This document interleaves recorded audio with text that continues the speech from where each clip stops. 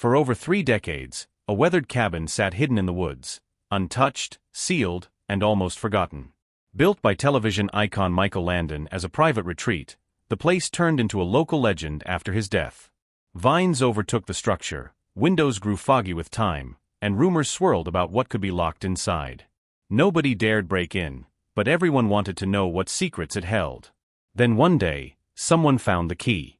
The lock finally clicked open, and what waited inside wasn't just dust and furniture. It was a chilling look into a life that millions only thought they knew. Among the cobwebs and clutter were personal letters, hidden belongings, and clues that painted a very different picture of the beloved family man. The deeper they explored, the more unsettling it became. What started as a simple curiosity became a revelation. The cabin wasn't just a home, it was a time capsule. And the story it told wasn't written in scripts or screenplays, but in scars, regrets, and untold truths. The man the world thought they knew, Michael Landon, had kept more hidden than anyone imagined. Before the fame, Michael Landon was just Eugene Maurice Owowitz, a boy born into chaos. Raised in Forest Hills, Queens by a Jewish father and Irish Catholic mother, Eugene's early life was a storm of conflict. Religion split the household, and emotional violence was constant. At just 4 years old, his family moved to Collingswood, New Jersey, a town that only deepened his isolation. Despite having a genius-level IQ, Eugene struggled in school. Bullied, misunderstood, and often left behind while Christian kids attended religious classes, he felt like an outsider in every direction. But home was worse. His mother battled severe mental illness, and Eugene witnessed multiple suicide attempts. On one beach trip, she walked into the ocean to end her life, and Eugene, only a child, ran into the waves, screaming and hitting her just to bring her back. Things didn't stop there. He wet the bed, a medical issue, not a choice, but his mother punished him publicly. She hung his wet sheets outside their window for the neighborhood to see. Humiliated daily, Eugene tried to wash them before dawn just to protect himself. Once, she sent him to a sleepover just to test if he'd do it again. If he didn't, she said he had been faking all along. It was a cruel trap. Years later, he turned that nightmare into a film, The Loneliest Runner, his quiet rebellion against the pain he could never fully escape. Eugene's escape came through sports, specifically the javelin. He was powerful, precise, and determined. In high school, he broke national records with throws over 200 feet, earning a scholarship to USC. He believed his strength came from his long hair, like the biblical Samson. But when his teammates jokingly gave him a crew cut, his throws fell dramatically. Pushing himself to recover, he tore his shoulder and lost his shot at the Olympics. Lost again, Eugene drifted through odd jobs until a coworker asked him to help rehearse lines. Reading the part out loud, Eugene stole the spotlight. A talent scout noticed him, but Hollywood didn't think Eugene Owowitz would sell. So he opened a phone book, found Michael Landon, and never looked back. Within 4 months, he booked a role on Telephone Time, followed by his breakout performance in I Was a Teenage Werewolf, a low-budget horror flick that became a surprise hit. Then came Bonanza. Cast as Little Joe Cartwright in 1959, Landon exploded into American homes. The show was groundbreaking, the first Western in full color, and its success pushed people to upgrade their TVs just to experience it. Audiences across the globe fell in love with Little Joe. By 1966, Landon was receiving over 5,000 fan letters a week. He wasn't just an actor anymore, he was a cultural icon. But behind the charm and fame, old scars still lingered, ones he would later pour into the stories he chose to tell.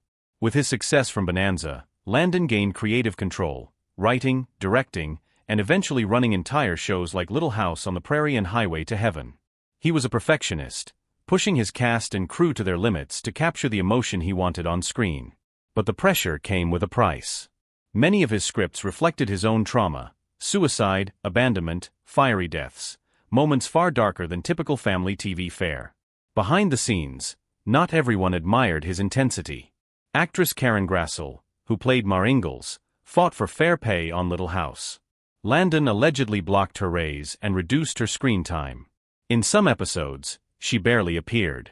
The tension grew worse when he began making crude sexual jokes on set.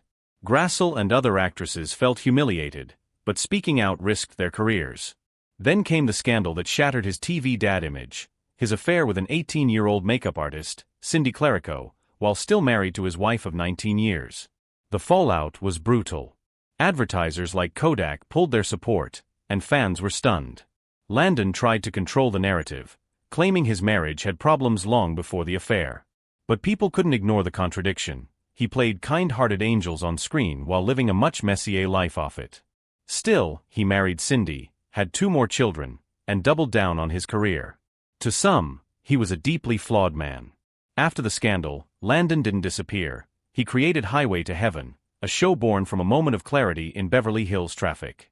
He imagined a world where kindness ruled over chaos, and so he played Jonathan Smith, an angel helping humans rediscover compassion. The character had once lived and died, just like Landon eventually would. The show ran 5 seasons, offering comfort and redemption.